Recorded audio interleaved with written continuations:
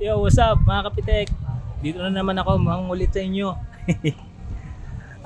Well, nandito tayo ngayon sa... Saan ba to?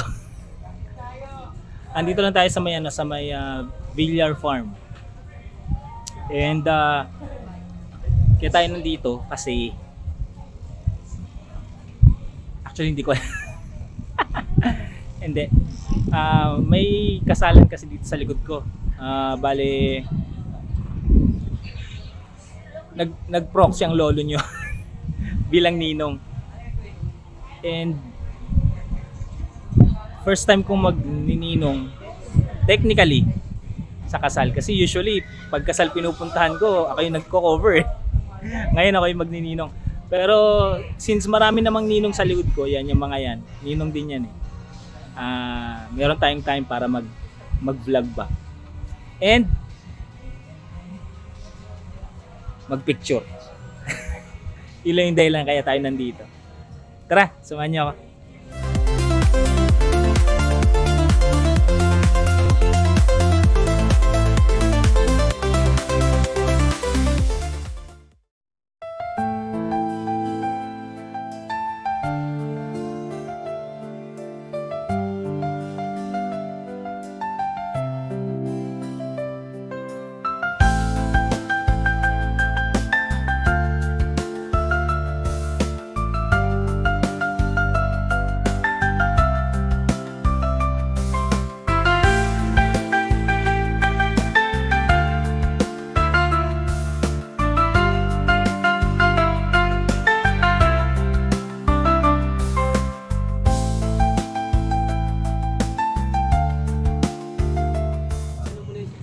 Okay, nagkamali ako. Ano pala siya? Hindi siya kasalang bayan as per se. Ano siya? Church organized wedding. Though marami sila. Anong 5 ata o 7? Ang pangalan ng church is Lakasangkan Ministry. Pasensya na kung mali yung pronunciation or tama ba. But yun yung term eh. I mean, ganun siya banggitin. Sa totoo lang, mas okay yun kasi yung mga kasalang bayan na napupuntahan ko before, as in talagang marami. As in, kasi munisipyo yung na organize, but ito, church organized na kasal. And magaling yung I mean, maganda yung pagkaka-present. Solemn, kumbaga. Open area, konti lang, hindi ganun ka-crowded. Maganda siya, honestly. Tara, tingnan natin yung mga kasama ko, basically. Sabi ko nga kanina, proxy ako eh. And hindi natin sila masyadong kilala. Pero yung ikakasal mismo, kapitbahay ko siya. Ang siste, hindi ko siya kabatch. I mean, ang kabatch ko yung kuya niya. Saka yung ate niya. Siya pinakabunso na siya eh. So, hindi ko siya masyadong hindi man ka-close. I mean, kilala ko siya, kilala niya ako, pero hindi kami ganun acquainted. Kaya lang talaga ako nandito is proxy ako dun sa bayaw ko. Bayaw ko dapat kasi yung nandito eh.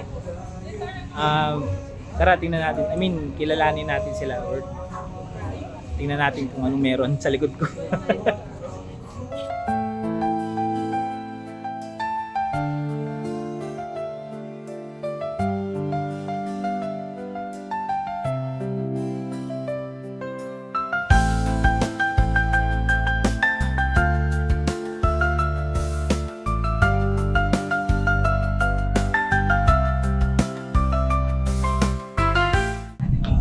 Pastor, siya yung magkakasal. Ang gagawin daw nila ngayon is magre-rehearsal muna. Ano pa eh? Alas 3 pa ang umpisa ng kasal eh. Ano feeling? Yung kakasal? Masaya. Masaya? Excited? Okay mga kapitek. Dito lang tayo sa tabi. Ayan sila, nagre-rehearsal. So, typical rehearsal. Sinasabi ng pastor kung ano yung mangyayari sa sa kasal mamaya. So mga kapitek, kasama natin si Sir Sherwin. Ano po kayo sa church na to? Isa ako sa mga leaders sa church, at the same time nagtatrabaho din ako.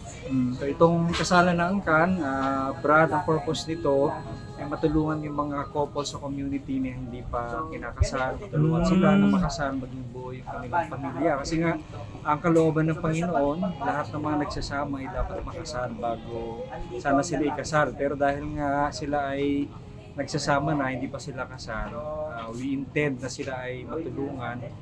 Sila din pala ay kasama namin sa church ngayon, tinutulungan, makilala si God, lumago sila sa kanilang pananampalataya. Nice. Ang ganda guys ng purpose nila. I mean, so basically sir, libre to. Libre to actually. Nagtulong-tulong yung mga kasama namin mga leaders sa church. Contribute kami kasi nga sa kagustuhan namin na makasal sila, in-encourage namin sila na makasal. So basically lahat ay libre. May iba naman nagbigay. Yan. So, donation kumbaga. Bahagi naman ng mga ikakasal, yung damit nila. So wala na silang ganong gagastusin sa transportation sa kanila na yun. Pero yung venue, the food ay tulong na ng church. Ginawa na namin to dati sometime in June. Praise the Lord kasi 5.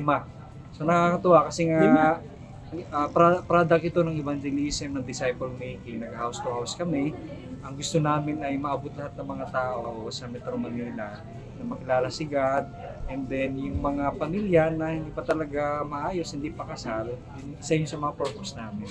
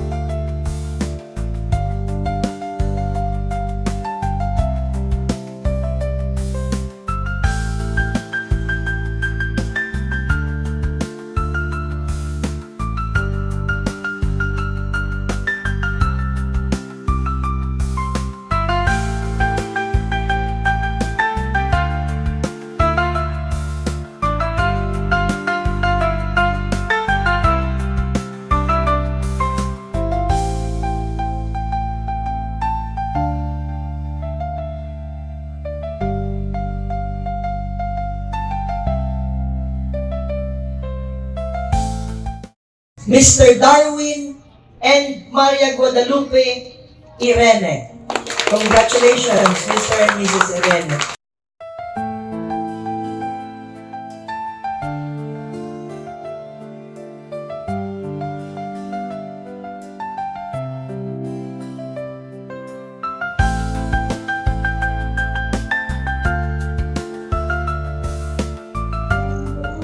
Okay, I'm back mga kapitek. Tapos na yung kasalan.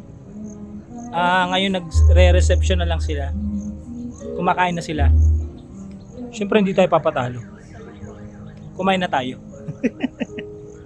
Papauli sa pagkain. So, yun nga, kasalan siya from a organized, inorganize siya ng church, Christian church nila. Ang hirap pala maging ninong. Tapos ikaw pa yung photographer. Tapos ikaw pa nagbibideo. Pero okay naman, masaya naman siya. Natuwa ako. And pangalawang beses ko pa lang to nakaka-attend sa mga gantong occasion. Yung isa talaga kasalang bayan talaga yun, kasi ang dami. Ito organize siya ng church, kaya 4 lang pala. Di ba sabi ko kanina mga 7 ganun? Hindi, 4 lang pala yung kinasal. Kaya ano, sorry. Kaya ano, maganda yung pagkakagawa. I mean, solemn yung pagkakagawa nung kasal. Hindi magulo. And kudos dun sa organizer and dun sa pastor na nag-initiate ng kasal. Maganda yung latag ng event. Approve. Alright mga kapitek, so hanggang dito na lang tayo ha. Baka tawagin nila ako dun eh. Baka kumain ulit. Ching. Alright, thank you sa panonood and see you next time. Bye-bye!